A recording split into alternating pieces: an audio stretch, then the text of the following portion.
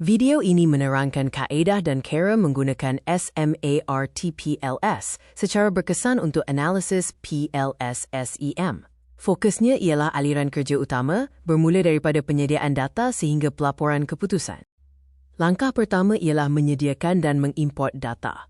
Pastikan data bersih, nama pemboleh ubah konsisten, skala pengukuran betul, nilai hilang diperiksa, dan fail sesuai untuk dimasukkan ke dalam SMARTPLS.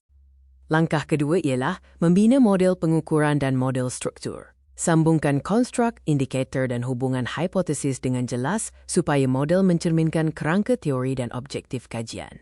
Langkah ketiga ialah menyemak outer model. Perhatikan loading indicator, composite reliability, Cronbach's alpha dan avenue untuk menilai kebolehpercayaan serta validiti convergence setiap konstruk. Langkah keempat ialah menguji validiti diskriminan.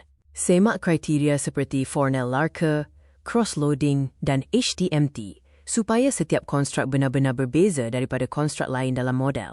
Langkah kelima ialah menilai inner model. Periksa collinearity melalui VIF, nilai R2, hubungan laluan dan kekuatan penjelasan model bagi melihat sejauh mana pemboleh ubah bebas menerangkan pemboleh ubah bersandar.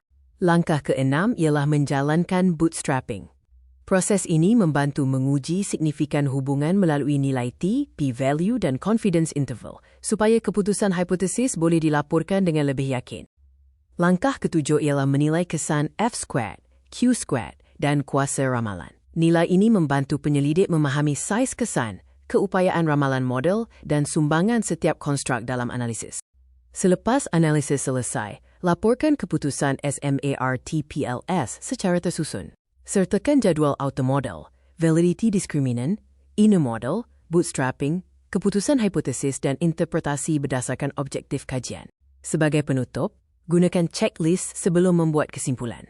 Pastikan data bersih, model betul, indikator sesuai, validiti dan reliability dipenuhi, bootstrapping dijalankan, dan laporan selari dengan standard akademik.